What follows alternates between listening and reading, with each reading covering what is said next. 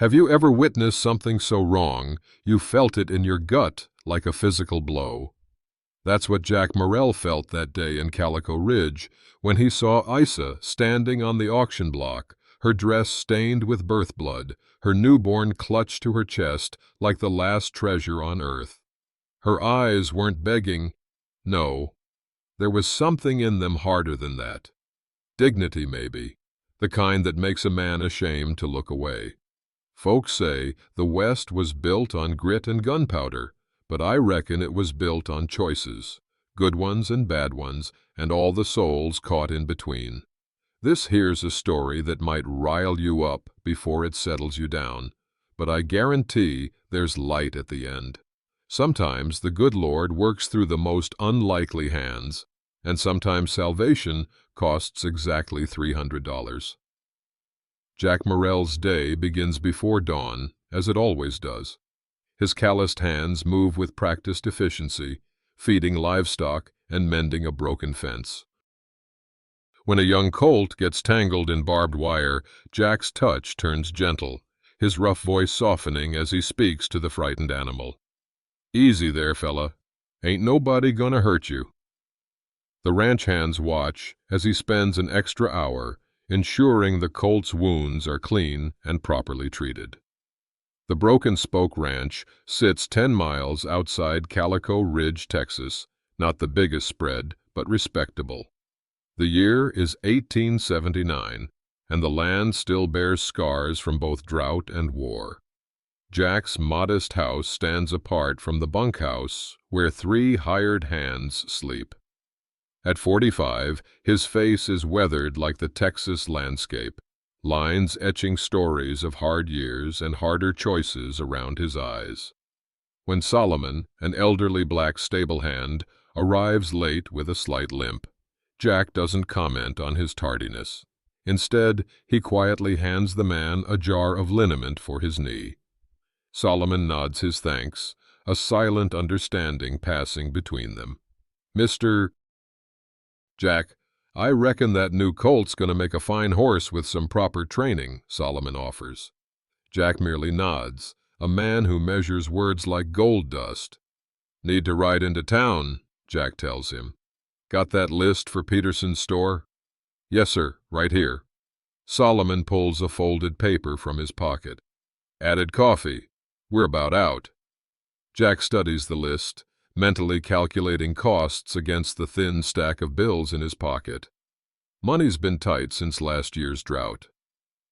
"Might have to wait on the new bridle," he decides, pocketing the list. "That old one'll hold a while longer," Solomon agrees, understanding the unspoken reality of their finances. As Jack saddles his horse, he surveys his land, modest compared to some, but his free and clear. After losing everything in the war, that means something. In town for supplies, Jack navigates Calico Ridge with the caution of someone who prefers horses to people. At Peterson's general store, he places his modest order: coffee, flour, ammunition, a few yards of sturdy cloth. He pays with carefully counted coins, nothing extra for luxuries. Mrs. Peterson chatters as she wraps his purchases. "Heard from your sister up in Dallas lately, Mr. Morrell?" "Christmas letter," Jack replies, though Christmas was 4 months past. "That sister of yours did well for herself, marrying that banker." Her eyes assess his worn but clean clothing. "Ever think about selling that hardscrabble place and joining civilized folks?" Jack's expression doesn't change. "Reckon civilized is a matter of opinion, ma'am." The conversation is interrupted when Wilkes enters, a well-dressed man with cold eyes who owns the Silver Dove, a saloon known for more than just whiskey. The room tenses. Mrs. Peterson's smile becomes fixed. Jack notices how the young Mexican woman sweeping the floor seems to shrink into herself, becoming invisible. As Wilkes approaches the counter, Jack deliberately steps aside, positioning himself between the man and the young woman. The movement is subtle but unmistakable. Wilkes notices, his smile tightening. Morel, he acknowledges with a nod that contains no warmth. Still playing cowboy out there. Land would fetch a good price these days. Not for sale, Jack replies, gathering his supplies. Wilkes laughs, the sound lacking humor. Everything's for sale, Morel, just a matter of price. His gaze drifts to the Mexican woman, who keeps her eyes firmly on the floor. Isn't that right, girl? Jack's jaw tightens, but he says nothing, a restraint born of long practice. Outside, the Mexican woman slips beside him. Gracias, senor, she whispers, before disappearing down an alley. Folks say you were a soldier, a voice says. Jack turns to find Sheriff Rollins watching him. Which side? The losing one, Jack answers, loading his wagon. War's long over, Morel. Some places more than others. Jack's eyes drift to where Wilkes stands laughing with the mayor.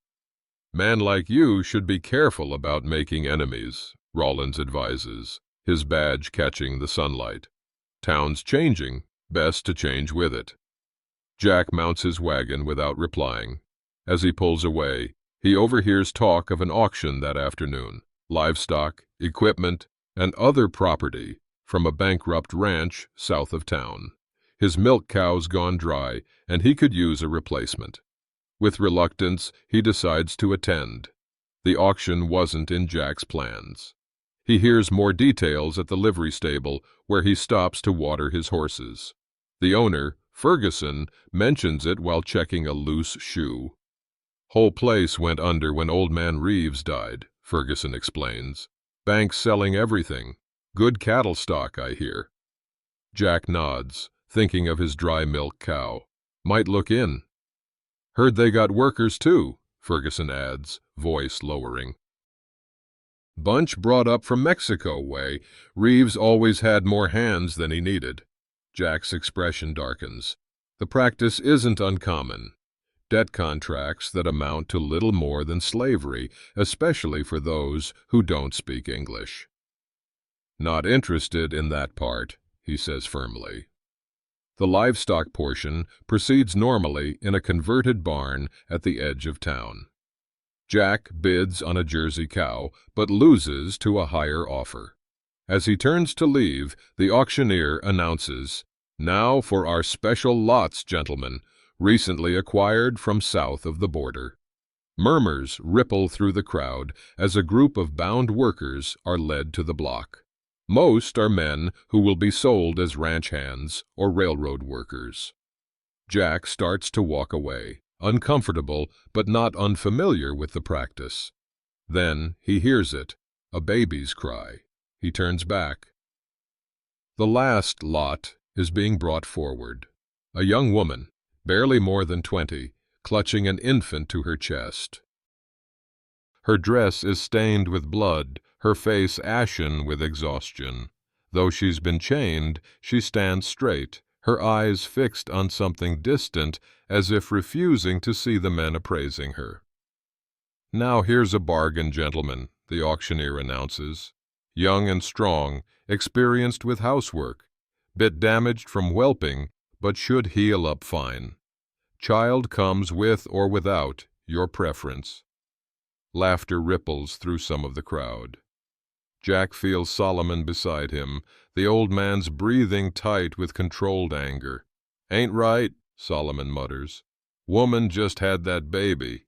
She needs a doctor, not a new master." Jack watches as men begin to bid. He recognizes most, including Wilkes, whose smile suggests his plans for the woman have nothing to do with housework. $200, Wilkes calls out, his voice carrying over the crowd. "For the woman, throw the brat in if you must." The auctioneer beams. $200 from Mr. Wilkes. Do I hear $250? The crowd shuffles, but no one challenges Wilkes, who's known for not taking competition well.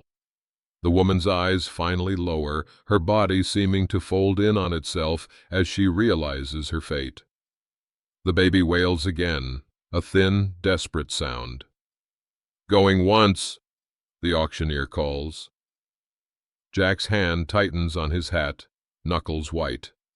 "Going twice." 300.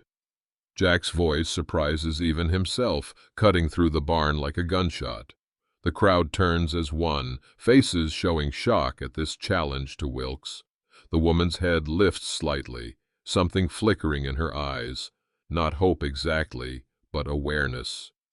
Wilkes turns slowly, his expression hardening as he recognizes Jack. The woman watches this exchange, clutching her baby tighter, caught between two men bidding for ownership of her life.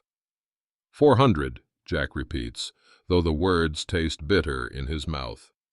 The idea of buying a human being sickens him, but the alternative is worse. Wilkes's face darkens. He steps closer to Jack, voice pitched for his ears alone. "You're making a mistake, Morel. This isn't your business." 400 once, the auctioneer calls, looking uncertainly between the two men. Wilkes studies Jack, then unexpectedly smiles. "She's not worth it. I can get 2 healthy ones for that price." He steps back with a shrug that doesn't match the cold calculation in his eyes. "She's all yours, cowboy." 400 going twice, sold to Mr. Morel. Jack approaches the auction block, conscious of the whispers following him. Up close, the woman's condition is worse than he thought. Fever flushes her cheeks, and her arms tremble with the effort of holding her child. The chains around her ankles have rubbed the skin raw. The auctioneer thrusts papers at him. "Sign here. Cash payment required." Jack empties his wallet, watching his ranch's future disappear dollar by dollar. When he looks up, the woman is staring directly at him, something fierce and frightened in her gaze. "Your property, Mr. Morel," the auctioneer says, handing him a key to her chains. As Jack leads her from the auction barn, Wilkes calls after him. "Don't get too attached, Morel. Damaged goods rarely last." His laughter follows them into the street, where curious townspeople pause to stare. Solomon approaches with Jack's wagon. "Got everything loaded, Mr. Jack." His eyes move to the woman and child, softening with compassion. "Let me help, miss," he offers, arranging blankets in the wagon bed. Jack helps the woman climb up, noticing how she winces in pain, how carefully she protects the infant. Her chains clank against the wooden boards, a sound that makes Jack's jaw tighten. They travel in silence, the woman watching him warily from beneath half-lowered lids. The baby whimpers occasionally, and she soothes it with whispered words in Spanish. When they ford a shallow creek, water splashing up into the wagon, she pulls the infant closer, shielding it with her body. "I'm taking you to my ranch," Jack finally says, keeping his voice deliberately gentle. "It's about an hour more. You need rest and a doctor." She gives no indication she understands, but her posture changes slightly, still defensive but listening. "My name is Jack Morel," he continues. "The ranch is called Broken Spoke." After a long silence, she speaks, her voice rough with disuse. "Isa," she says simply, then gestures to the baby. "Lily." Jack nods, not pressing for more. The fact she's offered even this much feels significant. As they approach the ranch, the land opens up, modest compared to some, but well maintained. A small house, bunkhouse, barn, and corrals spread across the property. 3 men look up from their work as the wagon approaches. "Boss brought company," one mutters to another. "Henderson," Jack calls to his foreman. "Ride for Doc Patterson. Tell him it's urgent." The man nods, casting a curious glance at Isa before mounting his horse.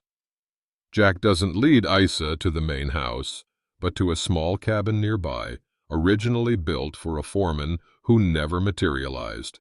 Inside is simple but clean: a bed, table, chairs, stove, cupboard, stocked with basic supplies. You'll stay here, Jack explains, setting down the packages from town. He gestures at her chains. I'll unlock these. Issa backs away instinctively, clutching Lily tighter. Her eyes dart to the door, calculating. Understanding dawns on Jack's face. I'm not going to hurt you, he says quietly, but I understand why you wouldn't believe that. He places the key on the table and steps back. You can unlock them yourself when you're ready. The door doesn't lock from the outside. You're not a prisoner here.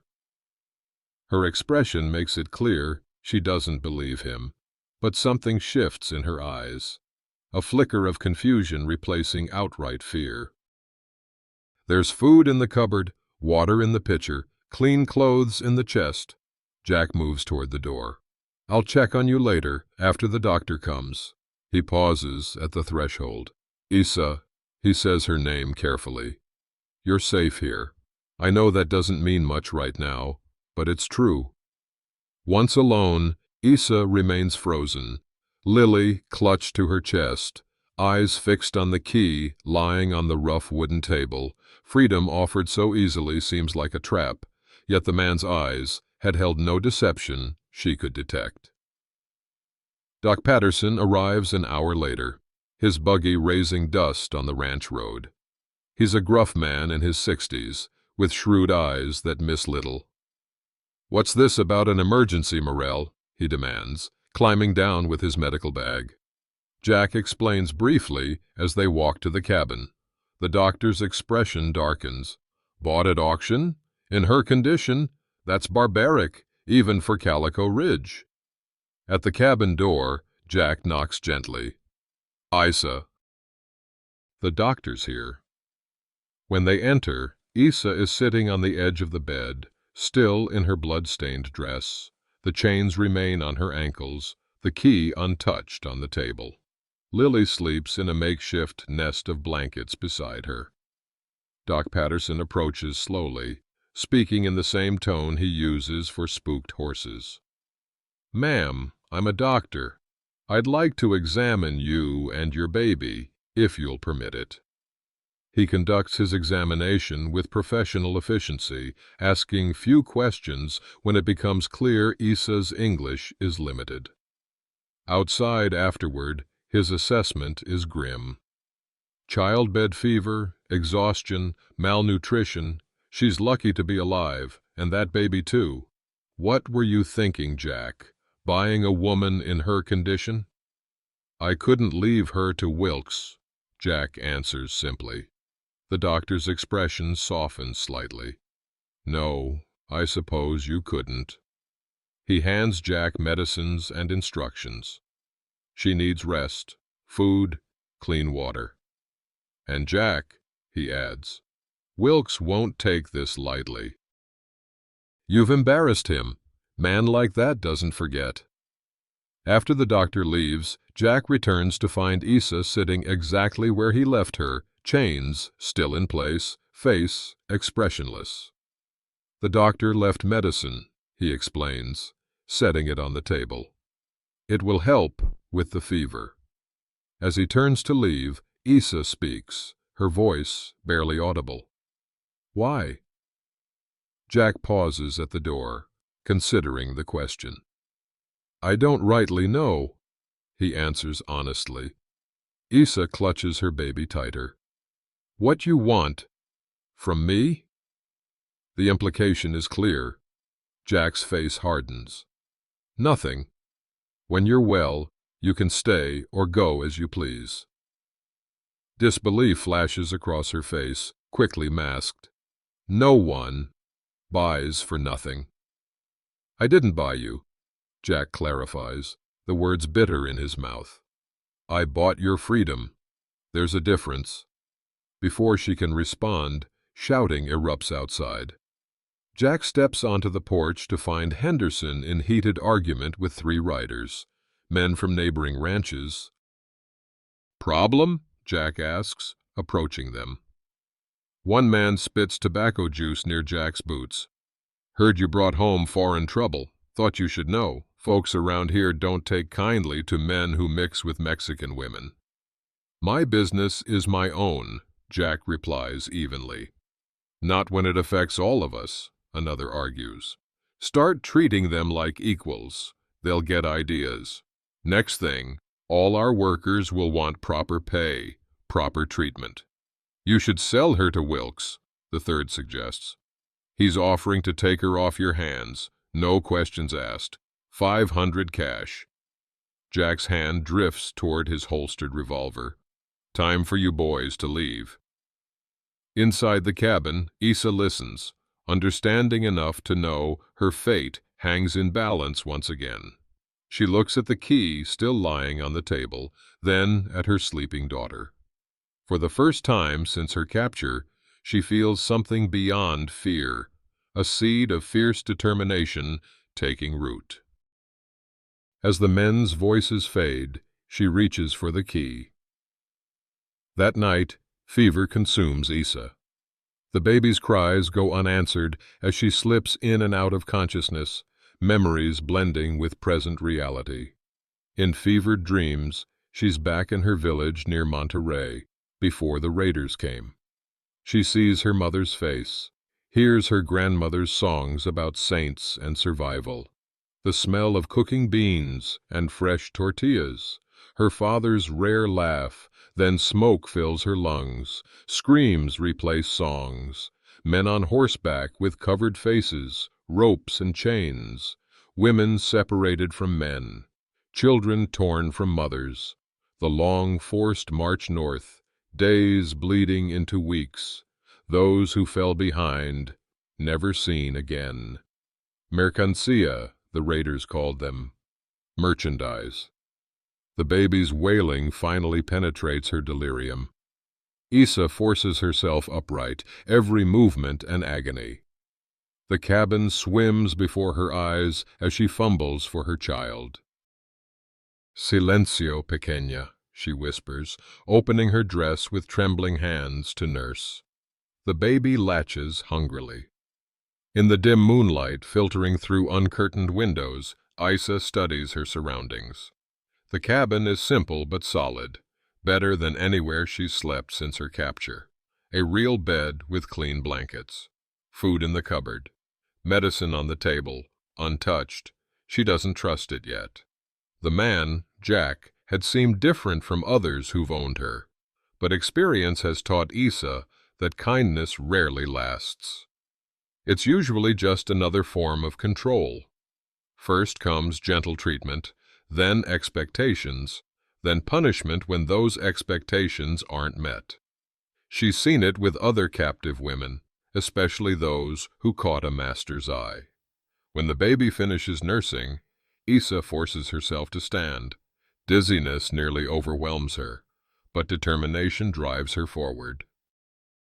She must assess her situation, find possible escape routes, weapons, anything that might help when the man's true nature emerges. The cupboard contains more food than she's seen in months: flour, beans, salt pork, coffee, sugar. A luxury compared to the thin gruel fed to captives. The medicine sits untouched on the table. She doesn't trust it. The chains around her ankles weigh heavy, the key still where Jack left it. A test, perhaps, or a trap. Issa collapses back onto the bed, energy spent. Her baby whimpers beside her. "Shh, Lily," she whispers, the name coming unbidden. A flower her grandmother once showed her, symbol of rebirth and purity. We survive, always survive. She stares at the ceiling, utterly alone. No family, no homeland, no language, no freedom. All that remains is the fierce determination to keep her daughter alive, to endure whatever comes for her sake. In this moment, despair washes over Issa like a physical weight, crushing her spirit as the chains bind her body. Dawn brings clarity with the fever's temporary retreat. Issa studies the key on the table. To take it means trusting the man's word that this isn't a trick, that he won't punish her for removing what marks her as property. The baby, Lily, cries with hunger. Isa nurses her, decision crystallizing. She has endured captivity, the auction block, men's appraising eyes. She has survived the tearing pain of childbirth in filthy conditions, with only other captive women to help. She will not surrender now. With resolute movements, Isa takes the key and unlocks her chains. The metal falls to the floor with a clang that sounds like freedom and fear combined. Her ankles are raw, bleeding in places, but she stands straight, testing her weight without the familiar burden. She considers fleeing immediately, but calculates the odds with cold pragmatism. She's weak from childbirth and fever, with a newborn in hostile territory, no supplies, no safe destination. Running now would mean death for both of them. Instead, Isa turns to practical matters. She finds a basin and cloth, washing herself and Lily with methodical care, an act of reclaiming dignity. She feeds herself from the cupboard stores, forcing down food to build strength. She examines the medicine, sniffing it cautiously before taking a small amount. From the cabin window, she observes the ranch, the main house, bunkhouse, barn, corrals. She watches Jack working with horses, notes how others defer to him. Not a cruel man, perhaps, but men change. She's seen it before. Isa tears strips from the extra blanket, binding her raw ankles. Then she straightens the cabin with practiced efficiency, not from servitude, but from the growing certainty that survival requires strength, and strength requires healing. This place, this temporary refuge, is a tool she will use. When she finishes, Isa sits by the window, Lily sleeping in her arms. Something long dormant stirs within her.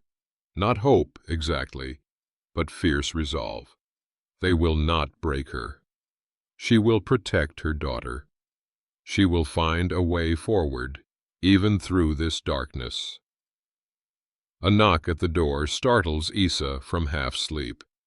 She clutches Lily protectively, eyes darting to the fallen chains. Will he be angry? "Miss, it's Solomon," a voice calls softly. "Mr. Jack sent me with food and fresh water." Isa hesitates before cracking the door. The elderly black man stands outside, holding a tray. His eyes note her unshackled ankles, but show only approval. "Good," he says simply. "Those things ain't for human wear." He sets the tray down, maintaining a respectful distance. "Mr. Jack's bringing the doctor back. Your fever's worrying him." Isa says nothing, assessing this new person. Solomon's eyes hold a familiar knowledge. He understands captivity. "I was born in chains," he says quietly, confirming her intuition. 40 years before they fell. Freedom's a strange thing at first. Feels unsteady, like learning to walk again. He points to a small jar on the tray. "My wife's salve for those ankles. Works better than the doctor's medicine." His expression softens, adding, "She passed on last winter. Would have liked knowing her remedies still help folks." As he turns to leave, Solomon pauses. "Mr. Jack ain't like most. I wouldn't be here if he was. Take whatever time you need, but know this, that man's word is iron. If he says you're free, then free you are, far as he's concerned." After he leaves, Isa examines the salve, applying it cautiously to her wounds. The immediate relief surprises her. She looks out the window, watching Solomon cross to the barn where Jack works. "Iron word," she whispers to herself in Spanish, testing the concept. In her experience, men's words were water, changing shape to suit the moment. But iron, that was different. Iron could build or destroy, protect or wound, but it couldn't pretend to be something it wasn't. When Jack arrives with the doctor, Isa meets them at the door, standing straight despite her weakness. The chains lie visible on the floor, a silent statement. Jack notices but says nothing. The doctor examines her and Lily, his manner professional but kind. "The fever's breaking," he informs Jack. "She's stronger than she looks." Before leaving, Jack hesitates. "Is there anything else you need?" he asks Isa. She considers him carefully before answering. "My name is Isa Diaz," she says with quiet dignity. "My daughter is Lily." Something shifts in Jack's expression, recognition not of her name, but of her humanity asserted. He nods. "Miss Diaz," he acknowledges formally. That night, Isa moves the chains to the corner of the room rather than putting them back on. It's a small act of defiance, or perhaps of faith. She isn't certain which. But for the first time since her capture, she sleeps without fear tightening her chest, one hand resting protectively on Lily, the other curled loosely rather than clenched in anticipation of pain. A tiny fragment of peace, as fragile as her newborn's breath against her cheek. A week passes. Isa grows stronger, venturing outside the cabin each morning when the ranch is quietest.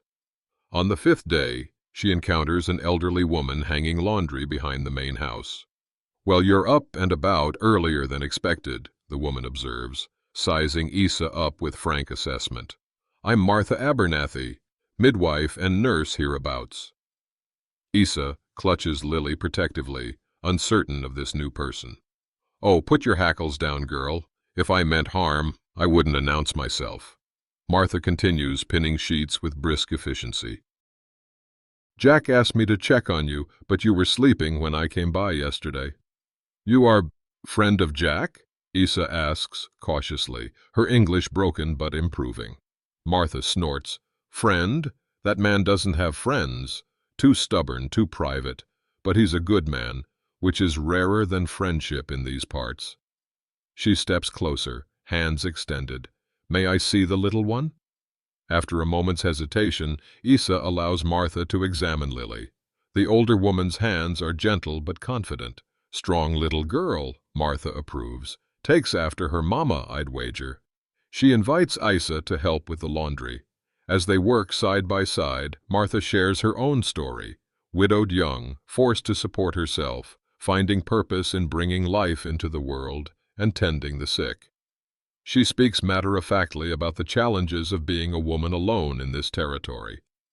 "Men think being the stronger sex makes them the better sex," Martha observes, wringing a shirt with surprising strength. "But it's women who endure. We bend, we adapt, we survive." Isa recognizes something in this weathered, independent woman, a resilience she aspires to herself.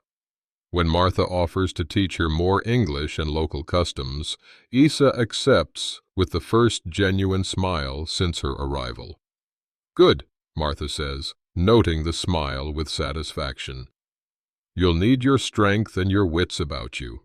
This territory isn't kind to women, especially women like us who don't fit neatly where men want to put us." Over the following weeks, Isa establishes a routine. Mornings with Martha, learning English and local plants. Afternoons tending a small garden she's started beside the cabin. Jack has provided seeds and tools without comment, appearing periodically to check on her progress, but never staying long.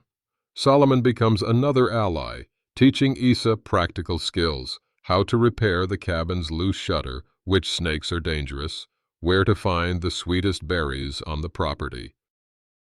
He tells stories of his own journey from slavery to freedom, offering perspective that helps Isa navigate her new circumstances. "Freedom ain't just about chains being gone," he explains one afternoon as they pick berries. "It's about remembering who you were before the chains, or discovering who you are without them." Lily thrives, growing plump and alert. The garden flourishes as well. Isa has planted herbs from her homeland, seeds Martha helped her find. The work connects her to memories of her grandmother, who taught her which plants heal and which harm. One evening, Jack passes the cabin and pauses, watching Isa work. She's singing softly to Lily, who lies on a blanket nearby, a song from her village about birds returning home. "Your garden's coming along," Jack comments, startling her. Isa straightens, suddenly conscious of her appearance, hair tied back with a scrap of cloth, hands dirty from the soil. "Yes." "Good earth here." "My mother kept a garden," Jack offers unexpectedly. "Not much grows on this land without a fight, but she was stubborn." "Like mother, like son," Isa says, surprising herself with the teasing. The corner of Jack's mouth twitches in what might almost be a smile. "So, they tell me." As he walks away, Isa realizes something has shifted. She no longer tenses when he approaches, no longer watches the door after he leaves. The fear hasn't vanished, but it's receded, like floodwaters slowly giving ground back to the land. The tentative peace shatters when Lily falls ill. A sudden fever, labored breathing, tiny hands, clenched in distress. Panic overwhelms Isa's caution. She wraps Lily in a blanket and runs to the main house, pounding on the door in the pre-dawn darkness. Jack appears immediately, hair tousled from sleep but fully dressed. One look at the baby's flushed face, and he's moving with decisive energy. "I'll ride for the doctor," he says, already heading for the barn. "Stay here, it's warmer." For the first time, Isa enters Jack's home. Simple, functional, almost bare of personal touches. A bookshelf with a few volumes, a desk with papers neatly stacked. No photographs, no decorations, nothing to reveal the man beyond his function. Jack returns hours later with Doc Patterson. While the doctor examines Lily, Jack makes coffee, the familiar ritual steadying his hands. "She'll be all right," the doctor finally announces. "Croup, not pneumonia. Keep her warm. Use this for the cough." He hands Isa a small bottle. Only when the doctor leaves does Isa realize she's been clutching Jack's hand, her fingers white-knuckled around his. She releases him quickly, but he doesn't comment on the contact. They sit through the night beside Lily's makeshift bed on Jack's sofa, taking turns applying cool cloths to her forehead. Near dawn, the fever breaks. In the pale morning light, exhaustion etched on both their faces, Isa finally speaks of what she's held close.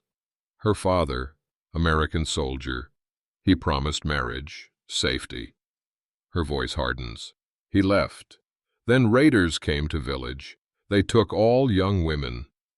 Jack listens silently, offering neither judgment nor empty comfort. "Lily is innocent," Isa continues fiercely. "She deserves better life." "Yes," Jack agrees simply. "She does. So do you." It's the first time anyone has included her in the equation of deservingness, and Isa finds herself without words to respond. The ranch hands are initially wary of Isa, but Solomon befriends her, recognizing their shared experience of being considered property. He shares stories of his own past and teaches her practical skills for survival in this new land. Jack observes these developing relationships from a distance, intervening only when one of the newer hands makes a crude remark about Isa. The man finds his belongings by the road the next morning, his final wages in his pocket. Months have passed since the auction. On a warm autumn evening, Jack finds Isa sitting on her cabin porch, watching the sunset while Lily plays on a quilt beside her. The chains that once bound her have been repurposed as garden markers, literally putting down roots in this new soil. "I need to ride to San Antonio," Jack announces. "Business at the bank." Isa nods, waiting for instructions about her responsibilities in his absence. Instead, Jack hesitates, then asks, "Would you and Lily like to come along? Might do you good to see something beyond the ranch." The invitation, acknowledging her freedom to move, to choose, leaves Isa momentarily speechless. It represents a new threshold crossed from sanctuary to genuine liberty. "Yes," she says finally, a smile breaking across her face like sunrise. "We would like that very much." Neither notices Wilkes's man watching from the distant ridgeline, taking note of this development. San Antonio transforms Isa. In the bustling city, she experiences freedom in a new way, walking openly in the market, speaking Spanish with merchants, making her own purchases with money Jack has given her for her work. Though some look askance at her darker complexion, many assume she's a respectable ranch wife accompanying her employer. Jack watches her transformation with quiet satisfaction. At the hotel, he books adjoining rooms, establishing clear boundaries while ensuring her safety. He conducts his banking business while Isa explores the Mexican Quarter, finding comfort in familiar sounds and smells. On their final evening, Jack arranges dinner at a respectable restaurant. Isa wears a new dress purchased that day, her first new clothing since capture. Lily, dressed in a tiny bonnet Martha made, charms the waitstaff. "Thank you," Isa tells Jack, her English now reasonably fluent. "For this, for everything." Jack's usual reserve softens. "You've earned your place at the ranch. The men respect you. Even Henderson admitted your cooking's improved morale." They return to Calico Ridge the following day, Isa humming softly, a basket of spices and fabric beside her. The ranch appears on the horizon, now feeling remarkably like home. The ambush comes at dawn 3 days later. Sheriff Rawlins arrives with 5 deputies, and Wilkes watching from horseback. Jack meets them in the yard, hands conspicuously away from his holstered revolver. "What brings you out so early, Sheriff?" Rawlins produces official-looking papers. "Complaint's been filed. That Mexican woman you purchased, she's wanted for theft and assault in Presidio County. Need to take her into custody." "That's a lie," Jack states flatly. "She came straight from Mexico. She's never been to Presidio."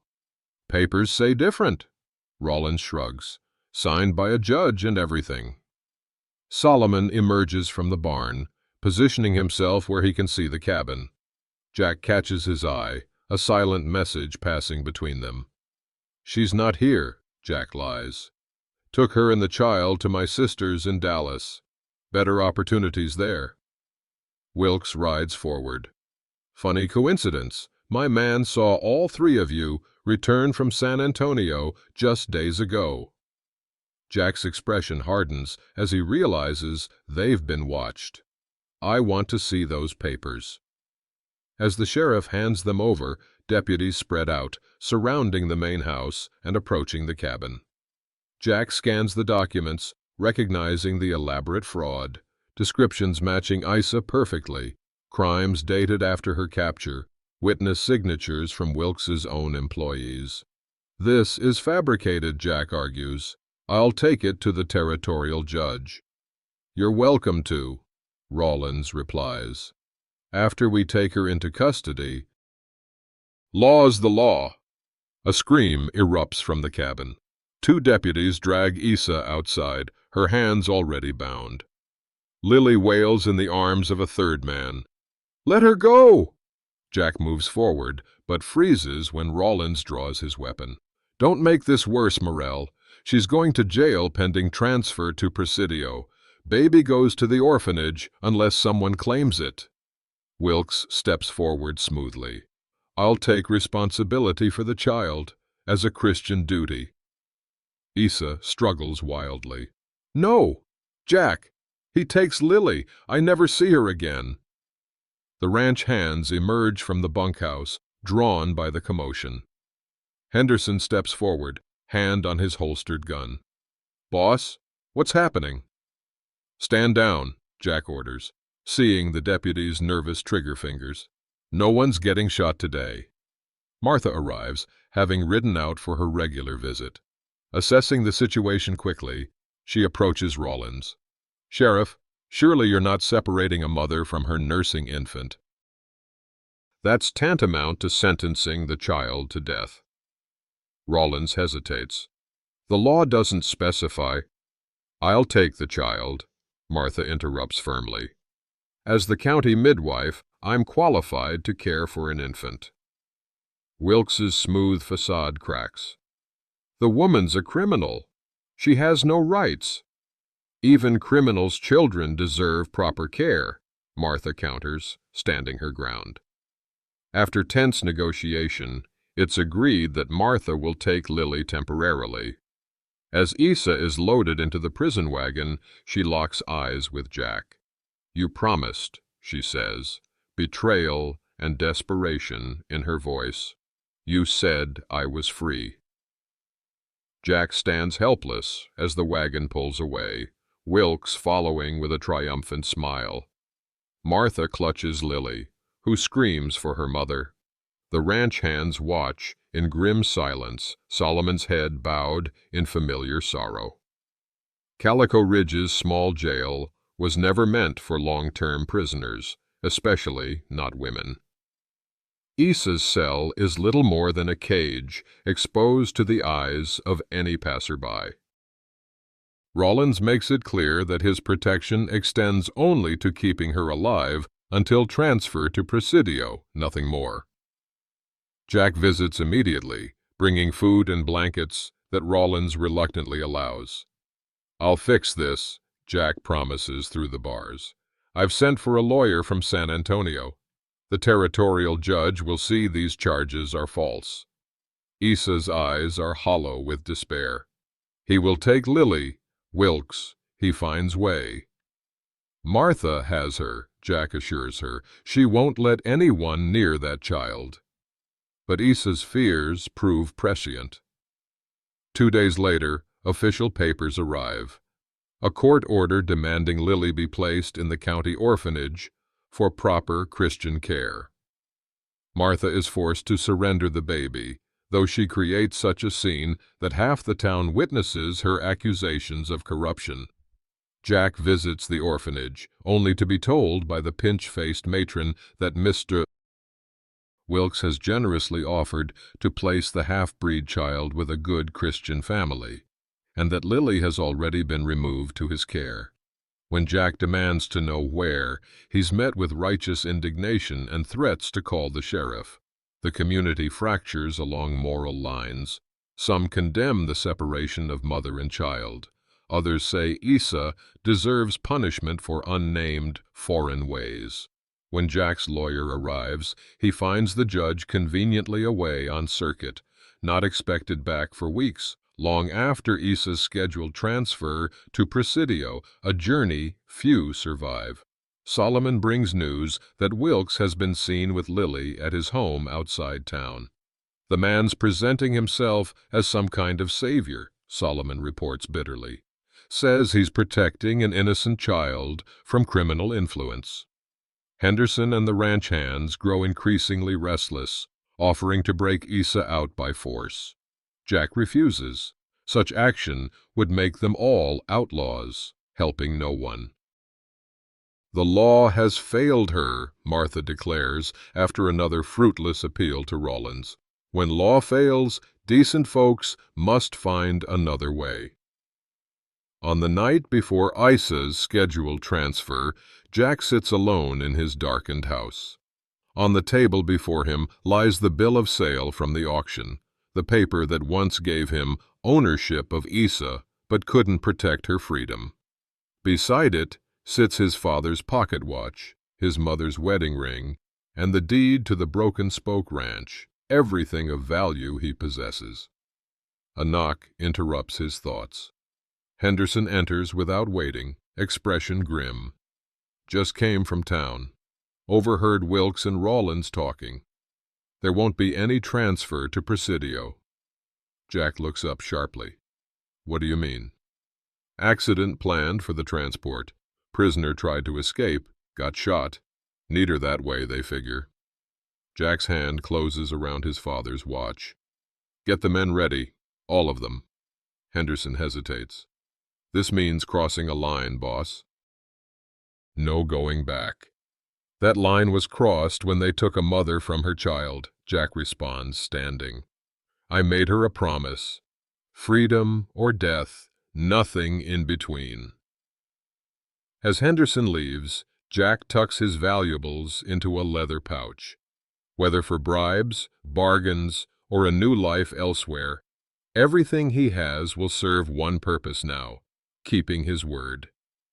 In town, Isa sits curled in her cell, arms aching for her child.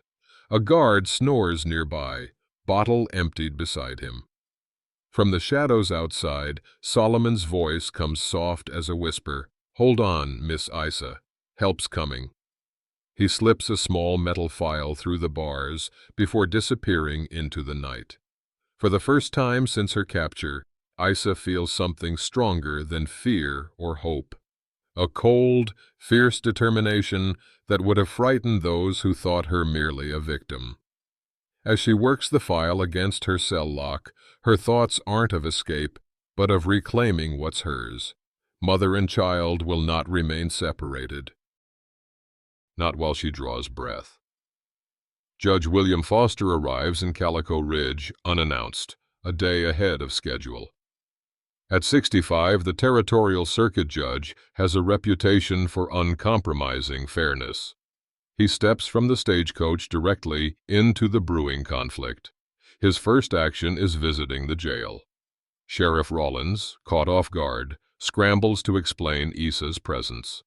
Where are the formal charges? Judge Foster demands, inspecting the flimsy paperwork. This doesn't meet basic legal requirements. And where's her legal representation? She's just a Mexican, Your Honor, Rollins protests, and Presidio wants her. She's a person under territorial jurisdiction, Foster corrects sharply. Every person gets equal treatment under my watch. He interviews Isa privately, listening intently to her story. Though her English is limited, her dignity and sincerity shine through.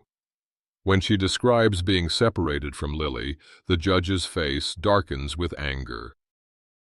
This stops now, he declares, returning to the sheriff's office. Release her immediately. Rollins balks. Sir, with all due respect, I have orders. From whom? Foster interrupts. I outrank any local official in legal matters. Either release her, or I'll have federal marshals here by week's end investigating why you refused a direct judicial order. Word spreads quickly. Jack arrives to find Isa being released, the judge standing protectively nearby. Foster turns to Jack with shrewd assessment. Mr. Morrell, I've heard several versions of your involvement. I'd like yours. Jack explains simply, without embellishment. When he finishes, Foster nods thoughtfully. The law exists to protect the vulnerable, not exploit them, the judge states. When it fails that purpose, it fails entirely. He turns to Isa. Mrs. Diaz, you have my personal guarantee that your rights will be protected. Now, let's retrieve your daughter. As they leave the jail, townspeople gather, watching this unexpected development. The judge addresses them directly. Justice isn't about power or privilege, he declares loudly. It's about recognizing the humanity in each person, regardless of where they were born or the color of their skin. Anyone who thinks differently isn't just wrong. They're un-American. His words land like stones in still water, rippling through the crowd.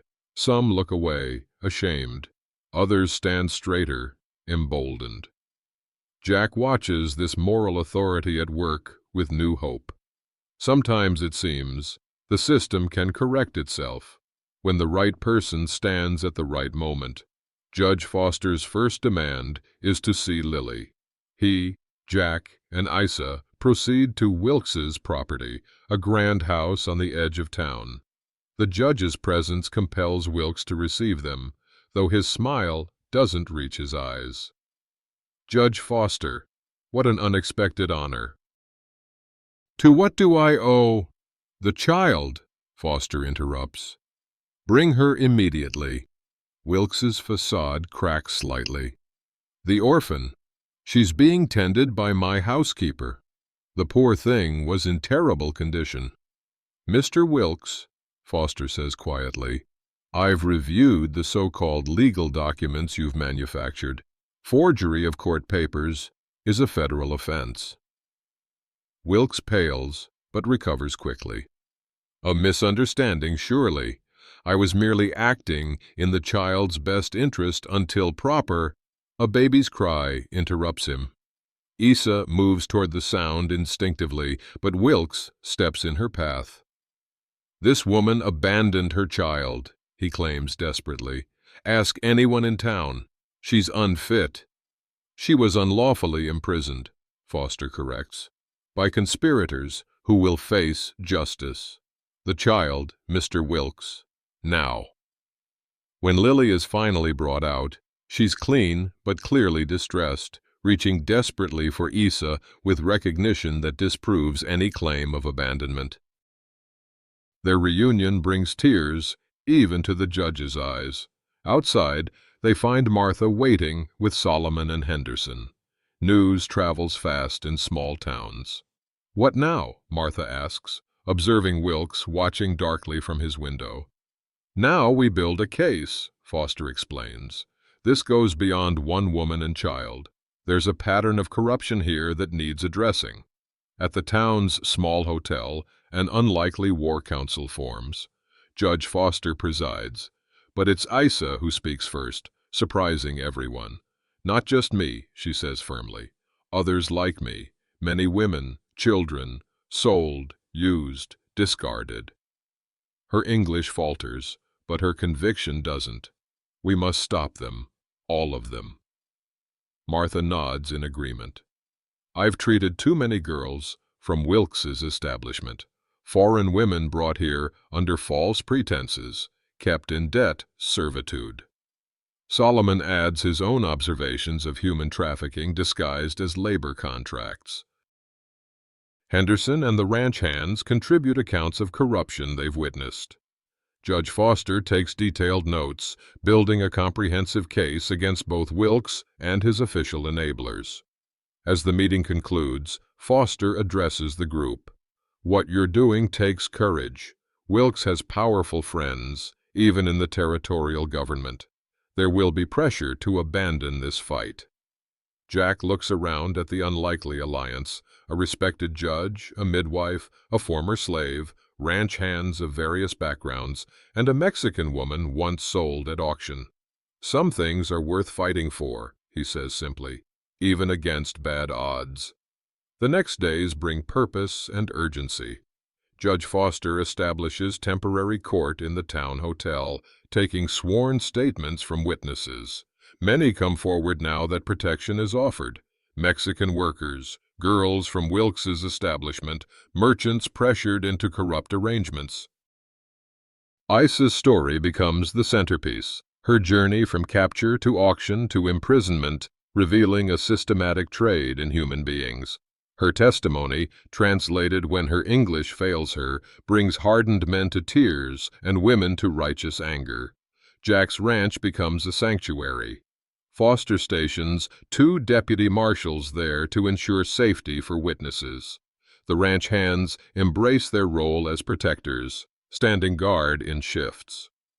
Martha organizes the town's women, many of whom have quietly opposed Wilkes for years, but lacked the courage to stand alone. They provide food, clothing, and support for those testifying. Solomon works tirelessly, using his connections among non-white communities to find additional witnesses. His knowledge of the territory's back trails proves invaluable for safely bringing in those too frightened to travel openly. Throughout these preparations, Isa transforms further. No longer just a survivor, She becomes a leader, her quiet strength inspiring others to speak their truths. With Lily safe in her arms, she finds purpose beyond personal freedom, bringing justice to those still enslaved. "You've changed," Jack observes one evening, finding her studying a map of known trafficking routes. "I am still changing," she corrects him. "Like butterfly from cocoon, pain makes something new." Jack nods, understanding the metaphor. "You're helping others find their wings, too." Isa meets his gaze directly. "You gave me chance. Now I give others same." Between them, something has shifted. The dynamic of rescuer and rescued transforming into a partnership of equals, forged in shared purpose. Wilkes doesn't remain idle. Reports come of witnesses threatened, evidence disappearing, telegraph messages to powerful friends in the territorial capital. The corrupt sheriff has vanished, presumably to avoid prosecution. "They're preparing," Judge Foster warns the group. "This won't end without a fight." On the evening before Foster's formal hearing, Jack finds Isa standing on the porch of her cabin, Lily sleeping peacefully inside. "Are you afraid?" he asks, joining her. "Yes," she answers honestly. "But afraid is not the same as weak." Jack nods, understanding the distinction. "Whatever happens tomorrow, you've already won. You've shown them what courage looks like." Isa turns to face him fully. "We have shown them," she corrects. "Together." In the distance, dust rises on the road from town, riders approaching in the twilight. The moment of reckoning has arrived sooner than expected. "Together," Jack agrees, as they move to sound the alarm.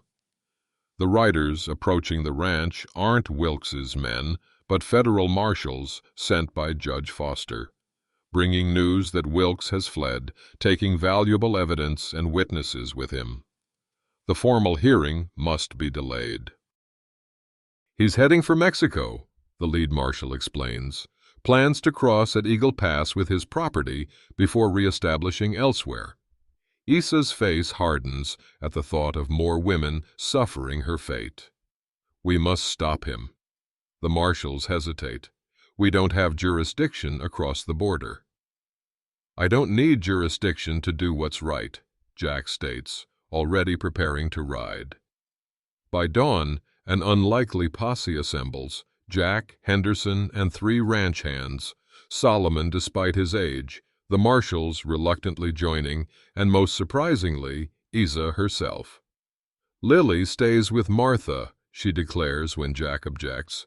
"These women will trust me. They will not trust strange men with badges and guns." Judge Foster sanctions their pursuit with official papers. "Remember," he cautions, "this is about justice, not vengeance. Bring Wilkes back alive to face the law." They ride hard, taking the direct route, while Wilkes's heavier wagons must follow established trails. Solomon's knowledge of water sources proves invaluable as they cut across harsh country. 2 days later, they spot dust ahead, Wilkes's caravan.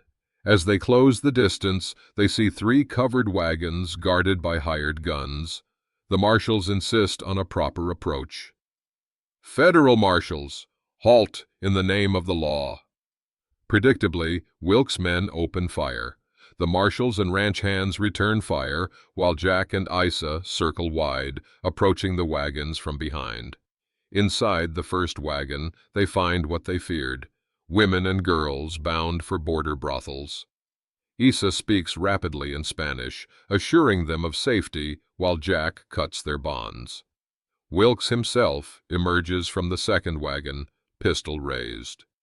"This is my property, Morrell, all of it. You've interfered for the last time." His shot goes wide as Solomon, appearing unexpectedly, strikes his arm with a well-thrown rock. Jack tackles Wilkes, disarming him as the remaining gunmen surrender to the marshals. Wilkes, pinned beneath Jack, spits venom. You think this changes anything? There will always be men like me, and women like these are born to serve. Jack raises his fist, years of controlled anger seeking release. Issa's hand on his arm stops him. No, she says quietly. He faces real justice, the judge, the law. Let him stand before the women he sold and hear their testimony. That is better punishment than your fist. The righteousness of her mercy strikes Jack deeply. He hauls Wilkes to his feet, securing his hands with the same type of chains once used on Issa. You're right, Jack tells her. Some debts can't be paid with blood. The former captives emerge fully from the wagons, blinking in the sunlight of unexpected freedom. Among them, Issa recognizes women from her own village captured in the same raid months ago. Their tearful reunion becomes a symbol of hope for all present. What was lost can sometimes be found again. Wilkes's trial becomes a landmark case in the territory. Judge Foster ensures proceedings are translated into Spanish and widely publicized. Women testify one after another, their stories forming an undeniable pattern of systematic human trafficking. Issa's testimony provides the cornerstone, her journey from capture to auction to imprisonment, representing countless others who never found justice. She speaks with quiet dignity that commands the courtroom's respect. I was treated as property, she concludes, but I was always a person. We all were. We all are. Wilkes's conviction comes with unprecedented severity. 20 years hard labor, his assets seized to compensate his victims. Sheriff Rawlins faces similar justice for his corruption. The territorial governor, implicated in the scandal, resigns in disgrace.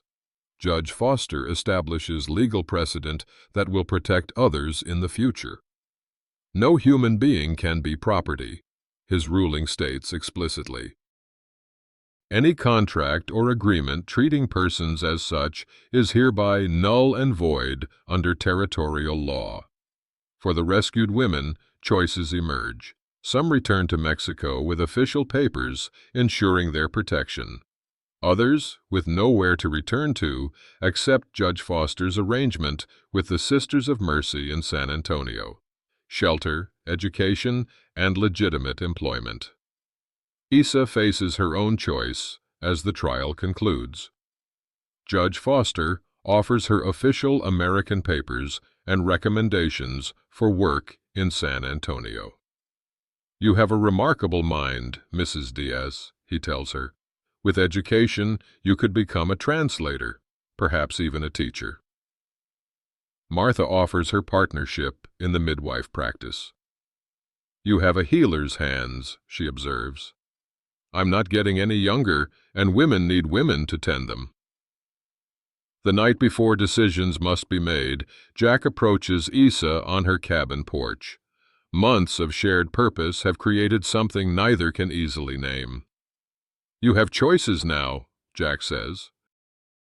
But real ones. Yes, Issa agrees. For the first time since I was taken. Whatever you choose, Jack continues carefully, there's a place for you and Lily here, not as worker or guest, as... He falters, unused to expressing such things. Issa smiles, understanding what he cannot say. As family? Jack nods, meeting her eyes directly. If you'd want that. I would need to be your equal, Issa states clearly. Partner, not possession. I wouldn't have it any other way, Jack answers with simple honesty. Their hands meet, the touch containing promise rather than obligation, freely chosen by both. 3 years later, the Broken Spoke Ranch has transformed. The original cabin where Issa first stayed has become the first of several, now housing women in transition from captivity to freedom. Judge Foster's ruling created legal precedent, but practical support for survivors remained necessary. Jack and Issa, now married, operate what some call an underground railroad for women escaping bondage throughout the territory. Martha trains those with aptitude as midwives and healers. Solomon teaches practical skills for independent living. The ranch hands, fiercely loyal, provide protection and respectful examples of how men should behave.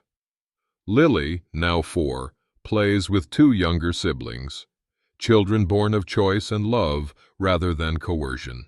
She grows up speaking both English and Spanish, moving easily between cultures, her early trauma healed by security and purpose. On the day a new woman arrives, Isa sits beside her as she once sat in that first cabin, frightened, distrustful, wounded. "I was where you are," Isa tells her in gentle Spanish, "sold like an animal, treated like property." The woman looks up, seeing something in Isa she desperately needs, living proof that survival is possible, that dignity can be reclaimed.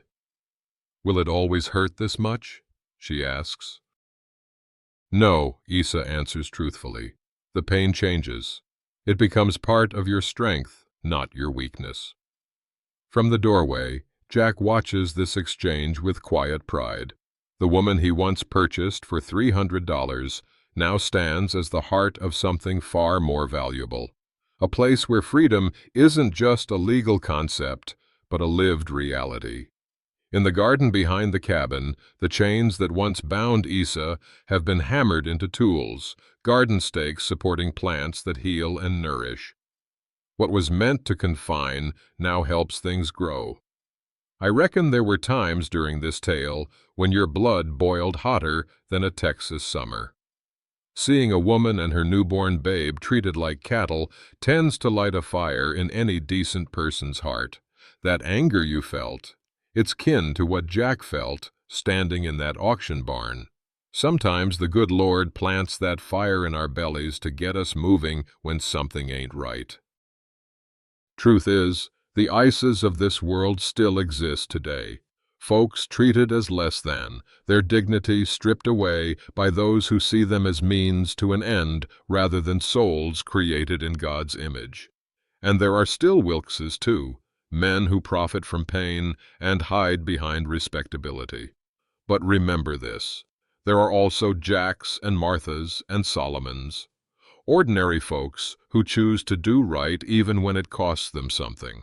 Their names won't make history books, but their choices change lives one at a time. That's always been the way of it. Maybe you've been Isa, wounded, betrayed, wondering if trust is fool's gold. Or maybe you're more like Jack, seeing wrong, but wrestling with what your responsibility is. Either way, this story belongs to you because it's the story of what makes us human. The chains that fell to Isa's cabin floor didn't just free her body. They freed her heart to believe again. And that's a miracle that can happen 1,000 different ways if we let it.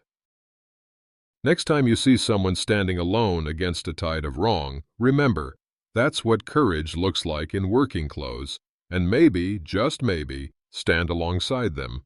Much obliged for listening, friend.